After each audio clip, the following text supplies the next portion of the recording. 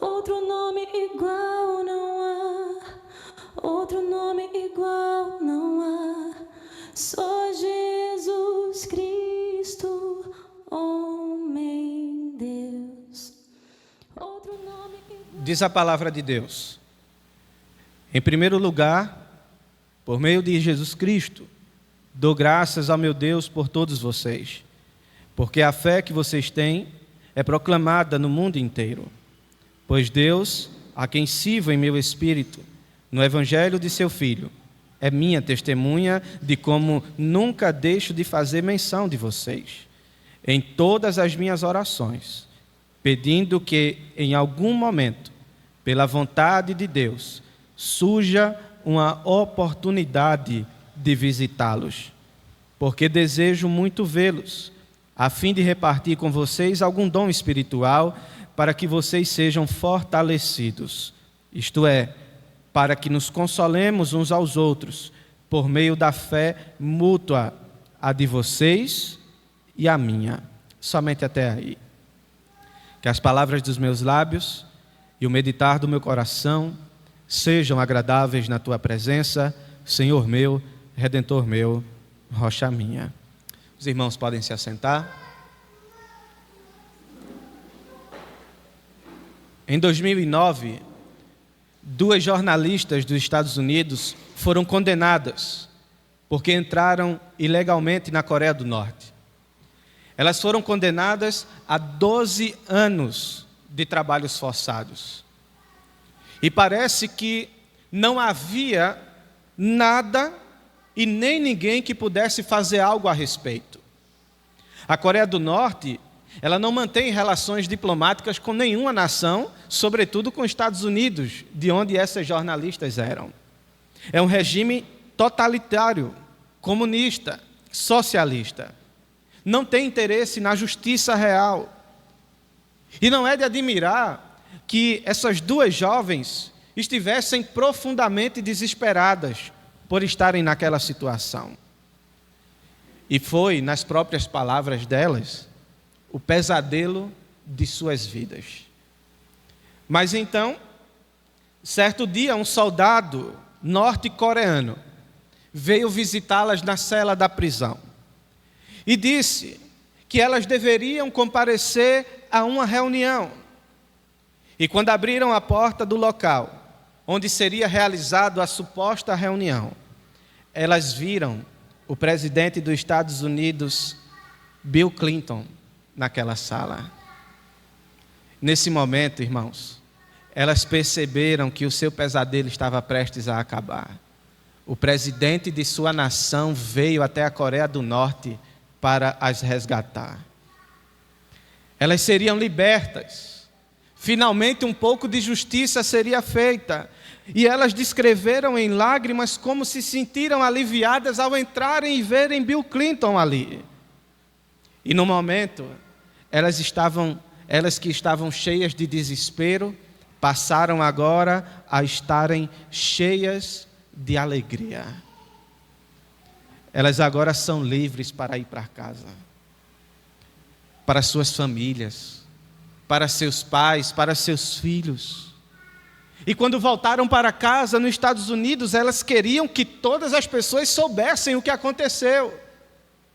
Nós estávamos presas, estávamos forçadas a realizar serviços escravos, mas o presidente veio e nos resgatou.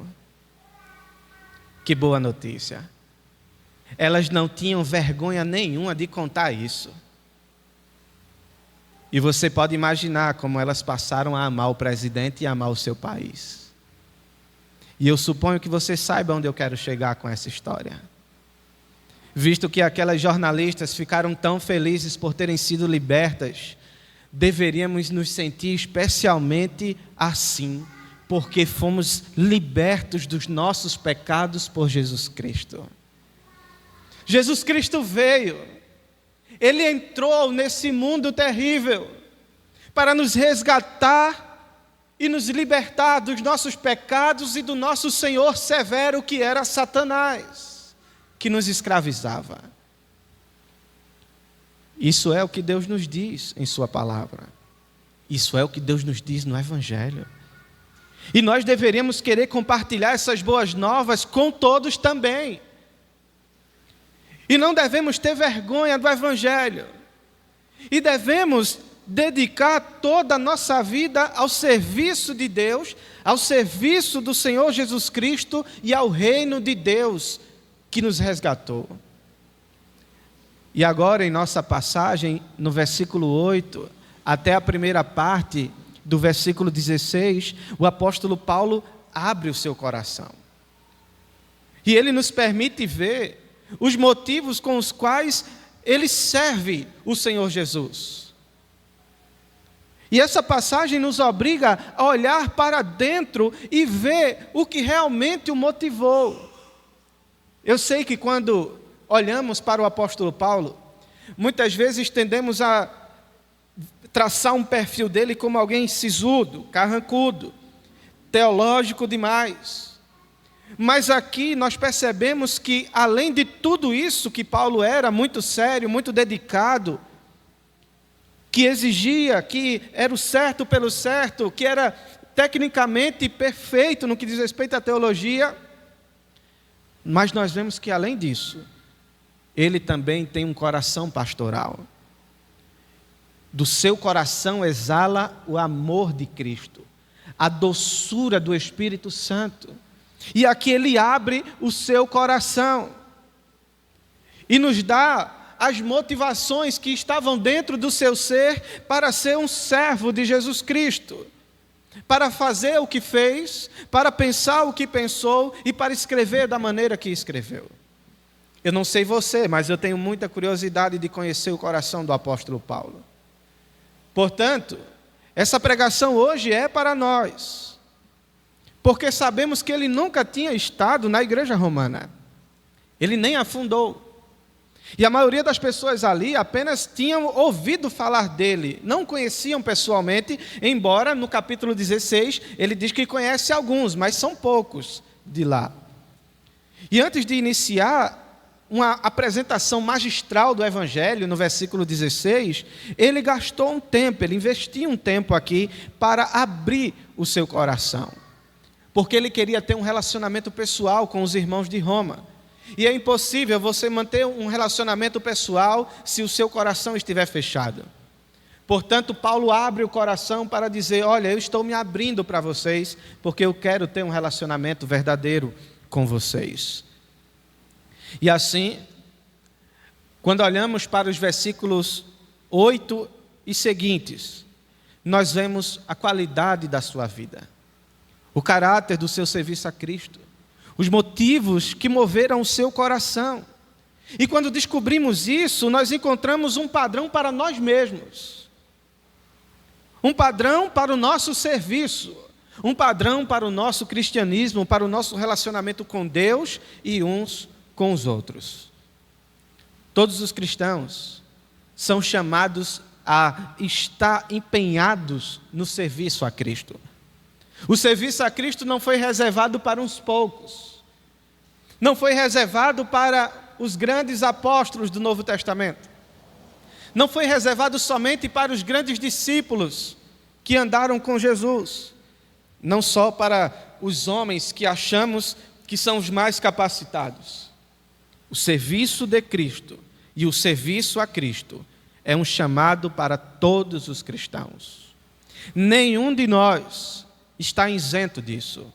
Todos nós devemos estar alistados. Na verdade, quando fomos salvos, já fomos alistados. E não recebemos a carteira de reservista. Tem que servir. Não é dispensado. Eu sei que quando chegamos no tiro de guerra, né? Eu trabalho, eu sou casado, eu tenho filhos. Tá bom, tome aqui a sua reservista. Se a gente precisar, a gente lhe chama. No reino de Deus não é assim. Todos estamos alistados para o serviço a Deus.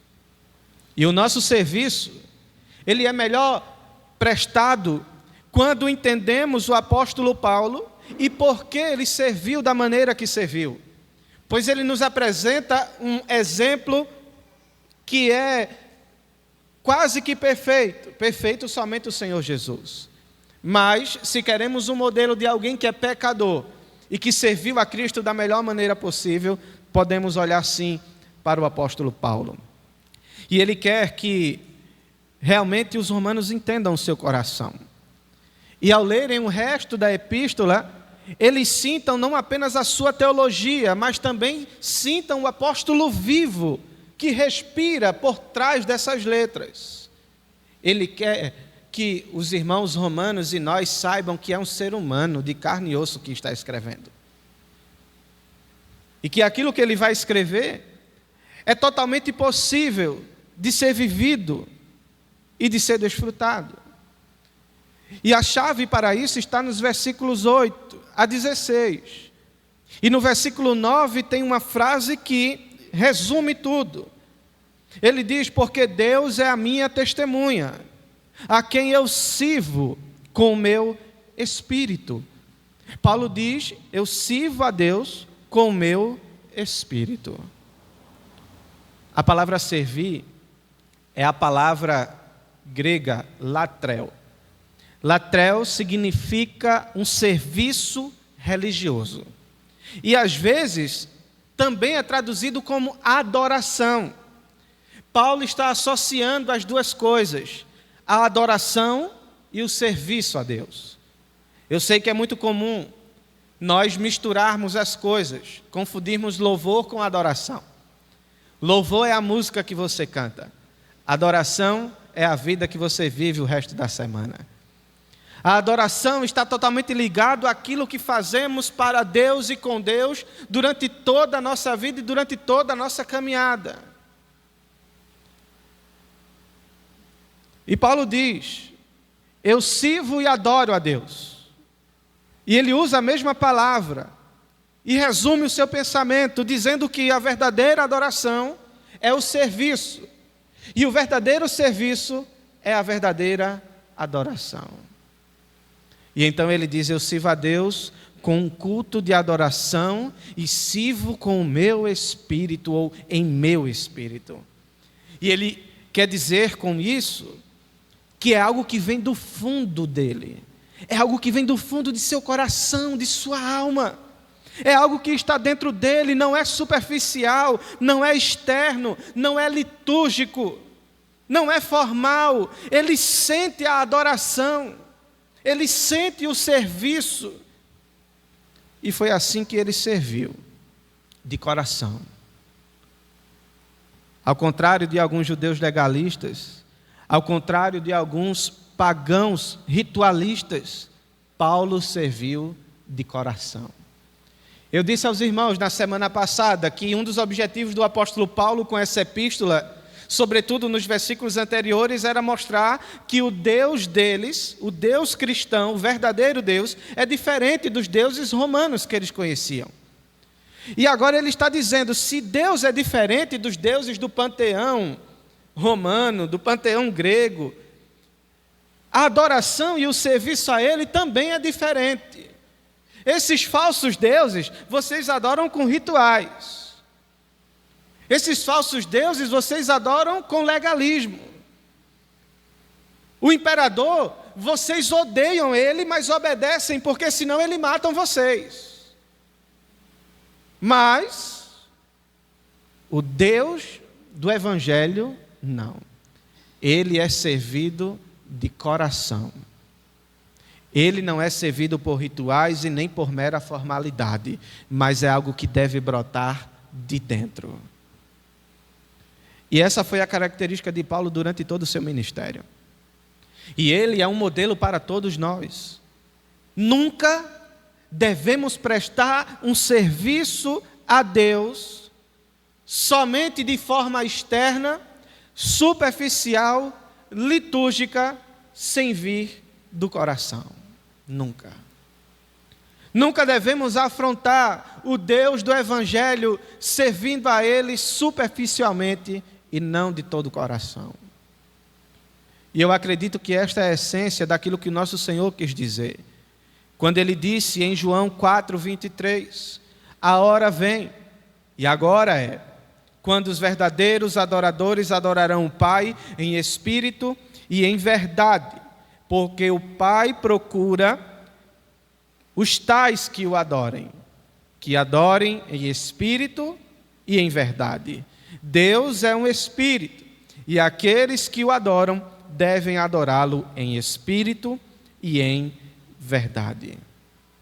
Em outras palavras, irmãos, você não pode adorar a Deus com coisas externas, acendendo velas, recitando contas, debulhando um terço, curvando-se, se ajoelhando, virado em direção a alguma mesquita, algum ritual ou rotina religiosa. Não. Você adora a Deus de coração, ou simplesmente não o adora. E Paulo está dizendo a mesma coisa. Você serve a Deus de coração, ou não serve a Deus de jeito nenhum. De jeito nenhum.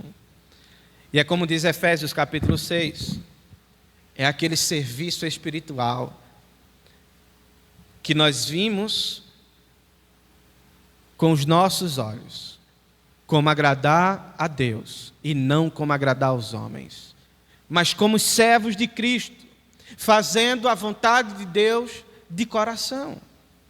É fazer a vontade de Deus de coração, não porque seja necessário, não porque a igreja só tem você para fazer isto, não porque a igreja está começando e não tem quem faça, mas porque você deseja fazer mais do que qualquer outra coisa na sua vida, de coração.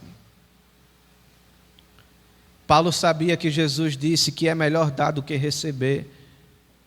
É por isso que ele, falando sobre o seu ministério, ele disse: não cobicei a prata, o ouro ou as roupas de ninguém. De ninguém. Pelo contrário, Paulo diz: vocês mesmos sabem que estas mãos serviram às minhas necessidades e às que estavam comigo. Paulo diz: eu trabalhei. Eu fui atrás do meu sustento para não ser pesado a vocês, embora eu tivesse todo o direito de que vocês me sustentassem. Ele trabalhou. Ele não estava nisso para ganhar dinheiro. Ele estava nisso de coração. Ele tinha que trabalhar e ganhar o seu próprio sustento, além de pregar para os irmãos. E em Atos capítulo 20 e 35 ele diz: eu lhe mostrei todas essas coisas que eu estou dizendo. E em 1 Coríntios capítulo 10, versículo 24, ele disse: não busque o que é seu, mas cada um busque a prosperidade dos outros. Não entre nisso pelo que você acha que vai ganhar com isso, é o que o apóstolo Paulo está dizendo. Ele não serviu a Deus por razões financeiras. Ele não era, como Pedro advertiu, ganancioso por lucro imundo, como os falsos mestres eram. Paulo também, irmãos, não serviu ao Senhor só porque era divertido fazer isso. Porque se você for olhar a sua biografia, você vai ver que não era nada divertido o ministério para ele. Não era um parque de diversões, assim como também não é o hoje. Servir a Deus não é um parque de diversões. Servir a Deus não é divertido. Paulo também não serviu só porque obteve algum prazer pessoal. Ele também não serviu apenas por uma recompensa. Ele não fez isso apenas para acumular algum tipo de honra pelo seu nome. Ele não serviu a Deus por fins externos de dinheiro, por prazer, por recompensa e nem por fama. E infelizmente há algumas pessoas que entram no ministério para serem famosas. Lede engano.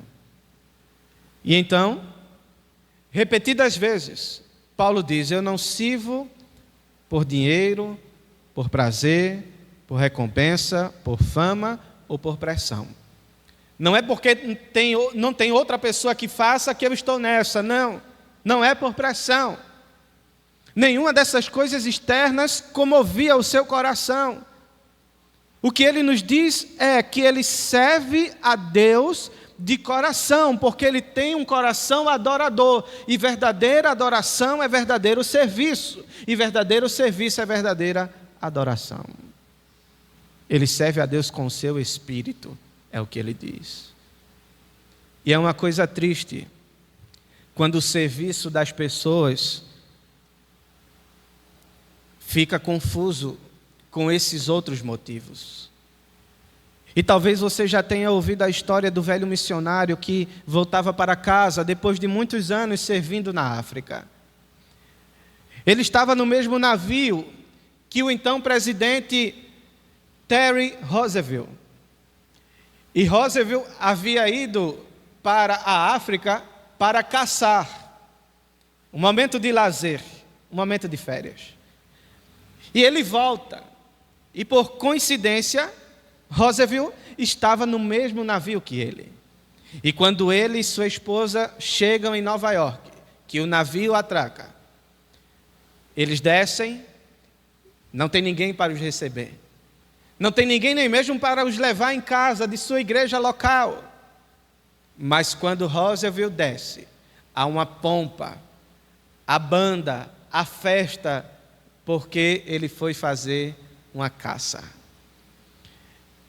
E quando chega em casa, aquele velho missionário e a sua esposa começam a pensar: isso simplesmente não parece certo. Eu fui à África ganhar almas para o Senhor Jesus. Eu abri mão de toda uma vida, de toda uma juventude, de toda uma conquista para fazer a obra de Deus. E quando eu chego, não tem ninguém nem para me receber. Mas o presidente foi dar uns tiros em animais e recebe toda essa festa. Isso não parece certo. E enquanto eles oravam antes de dormir, o Senhor falou com eles e lhes disse: vocês sabem porque ainda não receberam sua recompensa? Porque Roosevelt chegou em casa, mas vocês ainda não chegaram. Portanto, vocês ainda não receberam a recompensa de vocês. E eu acho que era isso que o apóstolo Paulo tinha em mente. Ele não esperava alguma aclamação temporal e superficial. Meus irmãos, a honra deste mundo não é nada comparada a ser honrado no reino celestial. Jesus Cristo mesmo disse: quando vocês fizerem alguma coisa a serviço de Deus e do próximo, que a sua mão direita não veja o que a esquerda está fazendo. Porque quando os homens verem o que vocês estão fazendo, eles vão aplaudir vocês. E vocês já receberam a sua recompensa. Mas quando você fizer em segredo, e o Pai de vocês que vê em segredo anotar aquilo, saibam, Ele irá lhes recompensar. Portanto, servir a Deus por qualquer outro motivo, senão de coração, é inútil, é vão e é decepcionante. Decepcionante. Paulo estava disposto a esperar até chegar em casa, ao lar definitivo, para receber tudo aquilo que Deus tinha para ele. Quando alguém serve com todo o seu espírito, e não para agradar os homens, não para ver quem está observando, mas o faz de todo o coração, que tipo de serviço é este? É o serviço espiritual. E nesses versículos, Paulo nos dá algumas marcas do serviço espiritual. E elas realmente são como um modelo e uma verificação para o nosso serviço, para o que temos feito para o Senhor. E eu peço que você teste a si mesmo. Talvez seja um serviço que você presta aos seus filhos, ou ao seu cônjuge, o serviço que você presta adorando ao Senhor aqui na igreja, ensinando em um estudo bíblico, ou uma aula de discipulado que você dê a alguém, evangelizando, seja qual for o tipo de serviço que você tem exercido, eu peço que você teste a você mesmo. E pergunte: eu sirvo a Deus de todo o coração? Eu sirvo a Deus com uma adoração genuína, do fundo do meu espírito? E se você serve a Deus de todo o coração e com uma adoração genuína, você vai ter as seguintes marcas que Paulo vai nos apresentar. As marcas do verdadeiro serviço espiritual. Em primeiro lugar, olhe para o versículo 8. Paulo diz: primeiramente, dou graças a meu Deus, mediante Jesus Cristo, no tocante a todos vós, porque em todo o mundo é proclamada a vossa fé. A primeira marca do serviço espiritual é um espírito agradecido. Repita comigo: um espírito agradecido. Aquele que serve a partir do espírito, ele está agradecido.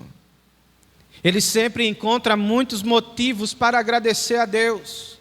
Ele não sai por aí se reclamando e amargurado porque as coisas não acontecem do seu jeito, ou do jeito que ele acha que deveria ser. E mesmo quando as coisas estão difíceis, eles ficam gratos. E a propósito, enquanto Paulo escrevia essa epístola, havia uma conspiração dos judeus para matá-lo.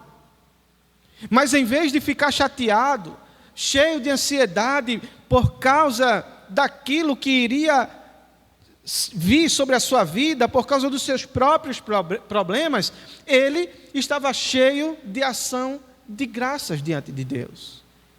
E ele diz: eu tenho motivos de sobra para ser agradecido. Ele não precisava de tudo. Ele tinha aquilo que era suficiente. E no suficiente, ele era grato. Tudo, irmãos, não precisa acontecer do jeito que a gente quer para a gente servir a Deus. As coisas não precisam estar 100% para Deus contar com a nossa adoração. Pelo contrário, nós podemos ser gratos assim como Paulo, mesmo quando tudo está dando errado. Podemos continuar servindo a Deus, servindo uns aos outros, mesmo quando as coisas não estão bem. Precisamos desenvolver também uma gratidão altruísta. O motivo de Paulo ser grato não era somente por aquilo que ele tinha ou achava que tinha, mas ele agradece a Deus pelos outros. Ele agradece a Deus pela igreja de Roma. Tantas pessoas que pretendem servir a Jesus Cristo, se não obtiverem algum tipo de glória, fama ou de aclamação, se não for feito na igreja tudo do jeito que elas acham que deveriam ser, elas simplesmente não conseguem lidar com isso.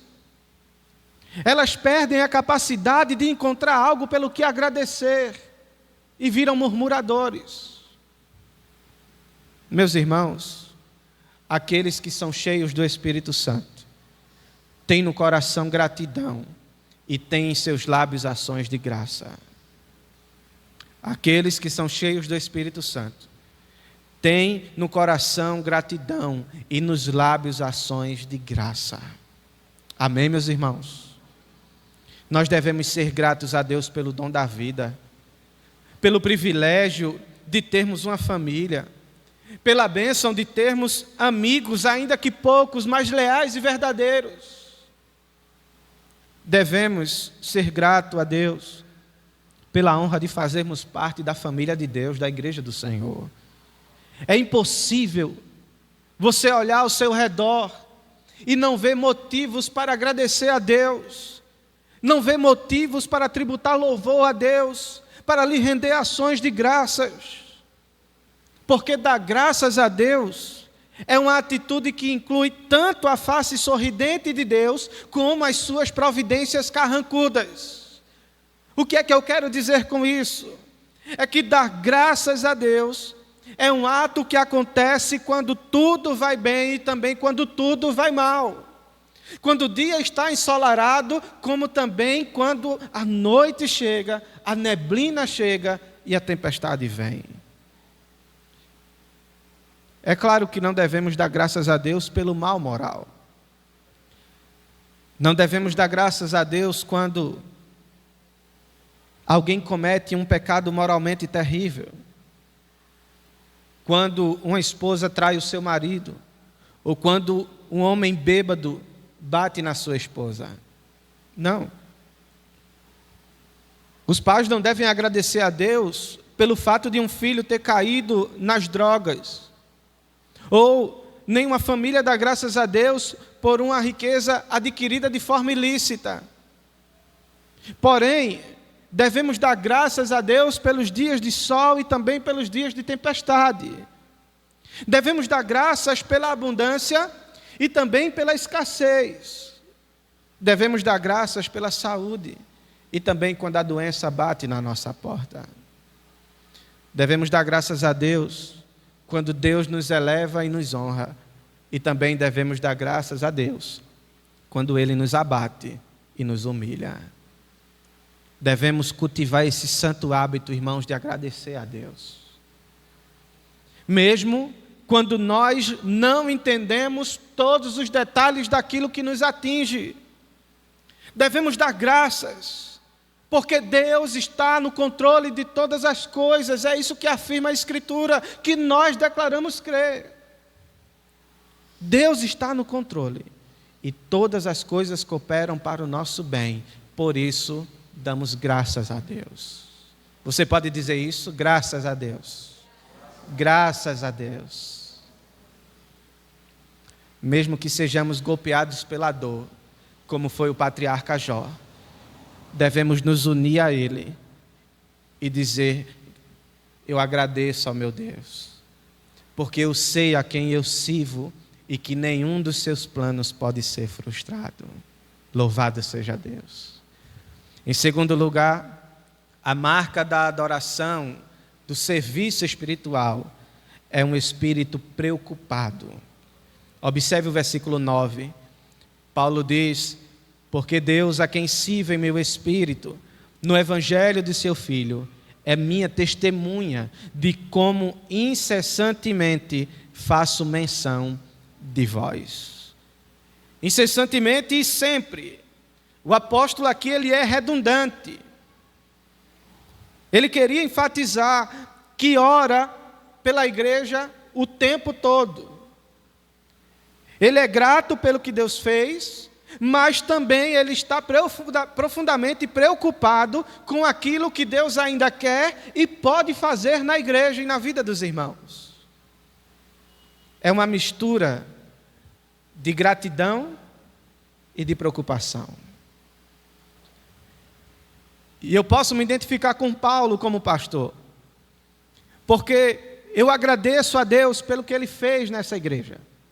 Eu agradeço a Deus pela vida dos irmãos, que têm dado a mão uns aos outros, que têm cooperado com a causa do Senhor e também cuidado do seu pastor naquilo que podem fazer. Eu tenho motivos de sobra para louvar a Deus pela vida de vocês, meus irmãos.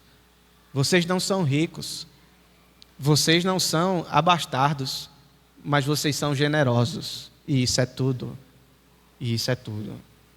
Mas também, o meu coração pastoral é cheio de preocupações. Que tipo de preocupação? Preocupação por aquilo que Deus pode e quer fazer em vocês, através de vocês, nesta igreja. Há muito caminho ainda a percorrer. E Paulo tinha o espírito preocupado. E essa é uma afirmação notável, porque ele diz que ora por eles, embora ele não tenha fundado aquela igreja e não conhecesse aquelas pessoas. Então você percebe que há um nível a mais de preocupação. A maioria de nós não consegue nem reunir intensidade na oração por quem conhecemos e por quem queremos bem. Quem dirá pelos outros que nem conhecemos? Mas Paulo não, ele nutriu uma intensidade de oração pelo bem de pessoas que ele nem conhecia. Geralmente, irmãos, estamos a 1 milhão de quilômetros de atitudes altruístas. Paulo orava incessantemente por pessoas que ele nunca havia conhecido, para que Cristo pudesse ser aperfeiçoado nelas. E nisto também, Paulo aprendeu de Cristo. E nós devemos aprender de ambos. E a aplicação para a nossa vida é que a vida de Jesus nos ensina uma lição de amor altruísta. Com quem e com o que você está preocupado? Somente com você? Somente por aqueles que você quer bem? Ou você está preocupado por pessoas que podem não lhe oferecer nenhum tipo de retorno? Olhemos para a vida do nosso Senhor. Não apenas através do seu nascimento, mas também através da sua vida, Ele nos mostrou que Ele veio para servir e não para ser servido. Ele se manifestou para levantar o caído, para animar o fraco, para curar o doente, para salvar o perdido, para restaurar aquele que estava quebrado. A Bíblia diz que Ele andou em toda parte fazendo o bem e libertando os oprimidos do diabo. Muitos, em suas especulações bobas da teologia, dizem: por que Jesus não casou? Por que Jesus não estabeleceu família? Isso e aquilo, e tem as piadas dizendo por que Ele não casou. Mas, meus irmãos, Jesus não fez nada disso, não porque Ele se tornaria algum tipo de pecador, mas porque a sua vida foi caracterizada por um altruísmo sem medidas. Ele não tinha tempo a perder. Ele não veio para viver uma vida para si. Ele veio para viver uma vida para nós. Não para servir, mas para ser servido. A sua pregação, o seu ensino, a sua cura, estavam sempre no topo da sua agenda. Paulo disse, aconselhando jovens que queriam entrar no ministério, dizendo: olha, era bom que homem não tocasse em mulher, vivesse como eu, para que pudesse fazer a obra do Senhor de forma mais dedicada, porque o casado cuida das coisas de casado, o solteiro cuida das coisas do Senhor, de como agradar ao Senhor. A doçura de Jesus atraía as crianças. A sua compaixão enternecia os publicanos, os políticos da época. O seu amor inefável abria a porta da esperança para aqueles que estavam enjeitados da sociedade, rejeitados e escanteados. Todos que buscavam Jesus saíam aliviados e consolados, porque Ele veio ao mundo para revelar o coração amoroso do seu Pai. Ele veio para nos dar acesso ao trono da graça. E por meio dele, podemos entrar na sala do trono de Deus e ter comunhão com o Deus de amor inefável. E a pergunta é: será, irmãos, que podemos olhar para Paulo? Será que podemos olhar para Jesus e ser somente um pouquinho daquilo que o nosso Senhor foi? Olharmos um pouco menos no espelho e olharmos um pouco mais para fora? Em terceiro lugar, a marca do serviço espiritual é um espírito disposto. Repita comigo: um espírito mais forte, um espírito para acordar. Disposto. Observe o versículo 10. Em todas as minhas orações, suplicando que, em algum tempo, pela vontade de Deus, se me ofereça boa ocasião de visitar-vos. Em outras palavras, havia tanta honestidade e integridade em sua oração, que ele também orou diretamente para ser a solução do problema que ele estava orando. Você já fez esse tipo de oração? Senhor, o problema é esse, me usa para resolvê-lo. Eu estou aqui, Senhor, para resolver o problema que eu estou vendo e orando e pedindo que o Senhor resolva. Em outras palavras, as orações de Paulo eram assim: Deus, eu quero orar pelos romanos e eu gostaria de voluntariamente ser aquele que tu usas para responder a minha oração. Essa é a integridade da oração.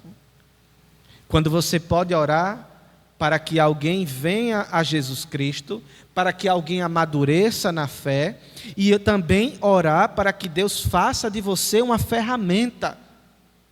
E então a sua oração é verdadeira, é íntegra. E Paulo, ele era um servo. E quando ele ora dizendo: Senhor, os romanos estão com um problema, eles precisam crescer e amadurecer na fé. E depois que ele faz essa oração, ele é o primeiro a levantar a mão dizendo: Senhor, me envie. Eu quero ir ter com meus irmãos em Roma. No capítulo 15, versículo 30, ele diz: rogo-vos, irmãos, pelo amor do Senhor Jesus Cristo e pelo amor do Espírito, que lutem comigo em suas orações.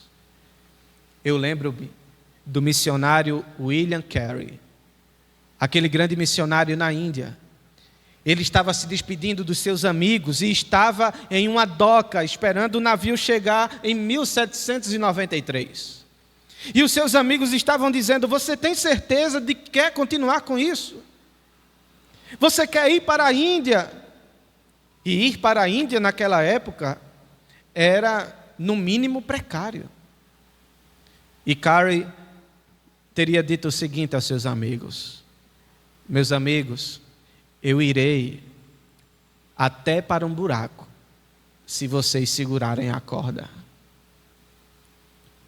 O que ele estava querendo dizer é que o seu espírito estava disposto a ir até onde o Senhor quisesse que ele fosse e houvesse uma necessidade, mas também reconheceu que não poderia ir sozinho. Seus amigos, seus irmãos tinham que segurar a corda se ele fosse descer em um buraco. Paulo diz: eu estou disposto a fazer tudo para edificar a fé de vocês, meus irmãos, mas eu peço que vocês também militem comigo, orando por mim e comigo. Eu quero ser parte da solução de Deus na vida de vocês e na vida da igreja, mas orem comigo, participem da minha batalha. Ele disse isso também ao seu amigo Timóteo, quando ele disse: Timóteo, participa dos meus sofrimentos como um bom soldado de Cristo. Paulo estava dizendo: se os irmãos estão comigo, eu enfrento tudo. Mas nós não. Nós não gostamos de ir muito longe, porque não queremos ficar muito longe dos nossos amigos, dos nossos familiares. E nós temos todas essas barreiras que nos impedem de ter um coração disposto. Paulo está dizendo: olha, Deus, eu quero que essas pessoas sejam transformadas, e eu estou disposto a ir e a ser o instrumento para isso acontecer. Nos ensinando que da próxima vez que você e eu nos ajoelharmos para orar por um campo missionário, por uma igreja, por alguém, devemos pedir a Deus que faça de nós aquele que vai. Nós oramos muitas vezes: Senhor, visita fulano que está no hospital, visita tal família, visita os pobres, os necessitados. Certo, e você vai visitar quando? E eu vou visitar quando? O Senhor visita, mas Ele visita com você. O Senhor vai, mas Ele vai com você. Nas conferências missionárias, há uma frase muito comum, né? Que se diz que Deus não tem outros pés na terra senão os seus pés. Que Deus não tem outras mãos na terra senão as suas mãos. Que Deus não tem outra boca na terra senão a sua boca. Mas nós não estamos dispostos a dizer não ao conforto, ao bom tempo, à bela casa, aos amigos e à família. Nós não queremos o custo de servir a Cristo. Nós queremos identificar o problema, apontar o problema, na melhor das hipóteses, orar pelo problema, mas não queremos ser parte da solução do problema. Queremos terceirizar, queremos que alguém faça por nós aquilo que Deus está querendo que nós façamos. Quando Deus lhe mostra um problema, é porque Ele quer usar você para solucionar. Na igreja, na sua família, no seu trabalho, onde quer que você esteja. Comece a pensar com essa mente. Comece a ser um servo disposto a fazer a vontade de Deus. E em último lugar, irmãos, a quarta marca de um serviço espiritual verdadeiro é um espírito submisso. Observe o versículo 10. Paulo diz que o seu serviço é feito pela vontade de Deus. Eu quero ir, eu quero estar com vocês, eu quero ser o instrumento para vocês, mas tem um detalhe: se for a vontade de Deus. E ele diz a mesma coisa, lá no final da epístola. Ele termina da mesma forma que começa, capítulo 15, versículo 32. Ele diz: para que eu possa ir até vós com alegria pela vontade de Deus. Em outras palavras, embora estivesse altamente motivado, agradecido, preocupado e disposto, ele era regido por um compromisso com a vontade de Deus. Eu acho que o Senhor Jesus foi o exemplo de Paulo nesse sentido. Quando Jesus Cristo mesmo disse: Senhor, não seja feita a minha vontade, mas a tua. E é assim que devemos orar, irmãos: seja feita a tua vontade, assim na terra como no céu. Devemos ser conformados à vontade de Deus. E Paulo, ele viveu a sua vida dessa maneira. Ele estava totalmente preocupado em fazer a vontade de Deus de coração. É claro, ele era voluntário, disposto, pau para toda obra.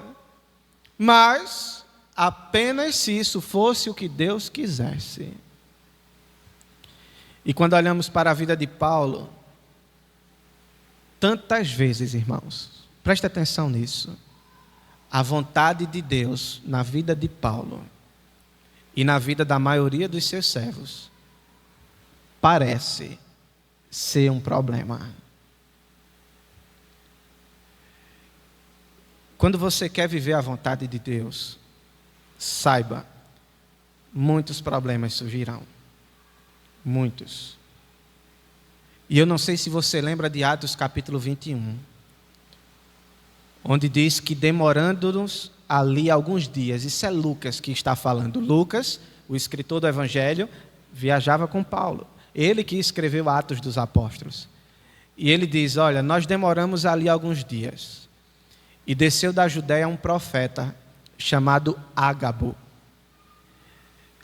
E Ágabo, vindo ter conosco, pegou o cinto de Paulo, amarrou as mãos e os pés e disse: isto diz o Espírito Santo. Assim, os judeus em Jerusalém farão ao dono deste cinto e o entregarão nas mãos dos gentios. Era um prenúncio do que havia de acontecer com Paulo em Jerusalém. Uma profecia. Assim como esse cinto amarrou minhas mãos e os meus pés, vão fazer com o dono dele, com Paulo. E no versículo 12 diz, Lucas fala: quando ouvimos estas palavras, tanto nós como os daquele lugar, rogamos a Paulo que não subisse a Jerusalém. Então ele respondeu: Paulo, que fazeis chorando e quebrantando-me o coração? Pois estou pronto não só para ser preso, mas até para morrer em Jerusalém pelo nome do Senhor Jesus. Como, porém, não o persuadimos, diz Lucas, conformados, dissemos: faça-se a vontade do Senhor. Passados aqueles dias, Lucas conclui, tendo feito os preparativos, subimos para Jerusalém. Fazer a vontade de Deus representou a prisão de Paulo e sua morte. Meus irmãos, fazer a vontade de Deus muitas vezes vai nos trazer problemas. Mas devemos ter a mesma postura de Paulo, ainda que chorando e com o coração quebrantado, dizer: eu estou disposto a ir, Senhor. Se é a tua vontade, assim seja. No 4º capítulo de Tiago, há uma outra boa ideia sobre a vontade de Deus. No versículo 14 e também no 13 diz: vinde agora vós que dizeis que amanhã ou hoje iremos a tal cidade e ficaremos lá 1 ano e compraremos e venderemos e obteremos lucro. Em outras palavras, fazemos nossos planos para o futuro e que vamos fazer isso ou aquilo dali em diante. Tiago diz: você não sabe o que vai acontecer no dia seguinte. Você não sabe o que é a sua vida é um vapor. Ela dura só um tempinho e desaparece. Portanto, vocês deveriam orar mais, dizendo o seguinte, Tiago diz: se o Senhor quiser, viveremos e faremos isto ou aquilo. O fator, irmãos, limitante na vida de todos é a vontade de Deus. Se Deus quiser, deveria estar mais em nossos lábios. Porque o verdadeiro servo, ele é totalmente submisso à vontade de Deus. E então Paulo se submete. Ele estava resignado com a vontade de Deus, e não importa o que essa vontade o trouxesse, ele se lançava nela. Se lhe trouxesse dor, prazer, ele estava disposto a fazer a vontade de Deus. E isso não é fatalismo, irmãos, mas entender que tudo que acontece na nossa vida, por onde passamos, onde estamos e para onde iremos, entender que isso é da vontade de Deus e que ela é boa e perfeita, nos livra das ansiedades e dos temores da vida. O que é seu é seu. O que não é seu, não é seu. O que você tiver de ter, você vai ter. O que não tiver de ter, não vai ter. O que tiver de acontecer na sua vida, vai acontecer de uma forma ou outra. Mas também, se não tiver de acontecer, você não precisa ficar atemorizado e demasiadamente preocupado. Basta a cada dia o seu próprio mal. E esta é sempre uma tensão, né, irmãos? Se Deus faz toda a sua vontade, por que nós oramos? Por que devemos orar? Existe uma ilustração, e eu termino com ela, para transmitir algo sobre a relação entre as nossas orações e a soberania e a vontade de Deus. Suponhamos que um homem adora música de violino, e ele compra um violino. Ele compra a melhor caixa da JBL.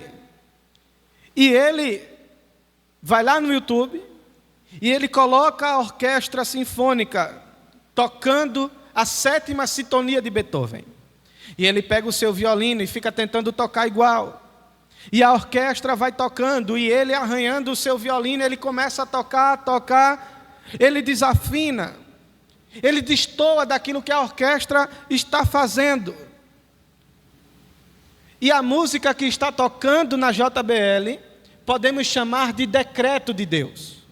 Ela já está gravada, já está posta. Nenhum músico vai tocar diferente daquilo que está saindo na caixa. A música não vai mudar de uma hora para outra, ela já está pronta.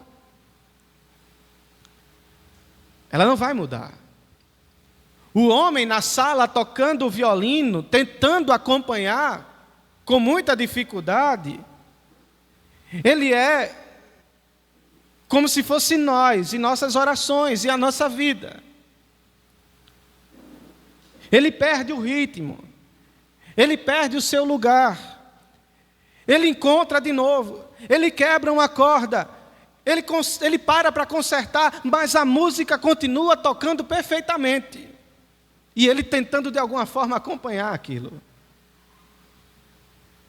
E dia após dia, Semana após semana, mês após mês, ano após ano, esse homem vai sentindo um prazer em tocar o seu violino junto com o violino dos grandes músicos, e ele vai se aperfeiçoando. E o que ele deve fazer é aprender a tocar no andamento, no tom, e seguir a partitura conforme ela foi escrita com antecedência. E se ele decidir tocar outra música, enquanto a orquestra está tocando lá na caixinha, vai haver discórdia, vai haver um som ruim e feio na casa do homem. Mas para aquela orquestra, nada muda. A sintonia continua perfeita. Eles não vão errar porque o violinista em sua casa errou. Porque aquilo já foi gravado e só está sendo reproduzido. Não vai mudar. E depois de alguns anos, esse homem, ele pode ser um violinista bastante respeitável e pode ter aprendido a se submeter à partitura da sintonia de Beethoven, ou ele pode tentar querer mudar a música, se frustrar por não estar seguindo algo que foi pré-determinado e não desfrutar de harmonia e nem de alegria, porque a harmonia e a alegria vêm de submissão e de cooperação. E qual é a conclusão dessa ilustração? A conclusão é que o plano de Deus no mundo e em nossas vidas é da mesma forma que essa sinfonia de Beethoven está tocando naquela caixa. E nós somos o violinista. Aquilo que Deus planejou desde a fundação do mundo e já predeterminou, foi revelado nas Escrituras. As Escrituras são a partitura de Deus. E a música da nossa vida deve ser tocada nessa partitura. Mas há aqueles que contra Deus querem tocar uma música diferente daquela que está na Bíblia. Esses serão rejeitados por Deus e expulsos de sua casa para sempre.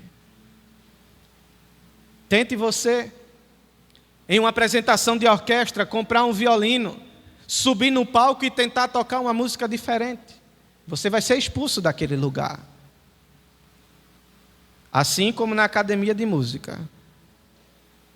Não é permitido que se chegue com um violino, suba-se no palco e toque qualquer outra música, senão a pré-determinada. Assim também Deus o faz. Ele expulsa todo aquele que não toca segundo a sua música. E o plano de Deus sendo apresentado na Bíblia, nós devemos aprender, nos submeter, viver ou procurar viver de acordo com esse plano. E só aí desfrutaremos de alegria e de harmonia com Deus e para Deus. Decidir lutar contra o plano de Deus e contra a vontade de Deus é inútil. E então Paulo diz: eu só quero o que Deus quiser. Assim também nós só devemos querer o que Deus quer. Paulo buscou o avanço da glória de Deus através do reino de Deus e da vontade de Deus. Amém, meus irmãos? Fiquemos de pé, vamos orar. Lembremos, irmãos, o verdadeiro serviço espiritual é visto em ser grato pelo que Deus fez, em estar preocupado com o que ainda há de ser feito, é estar disposto a ser aquele que o fará e fazer, se for adequado à vontade de Deus. Essa é a única maneira de viver. Esse é o único serviço espiritual verdadeiro. Oremos. Poderoso Deus. Se esvaziou e o céu deixou sim. O Santo Deus homem se fez. Amor maior que o meu pecado, nada vai nos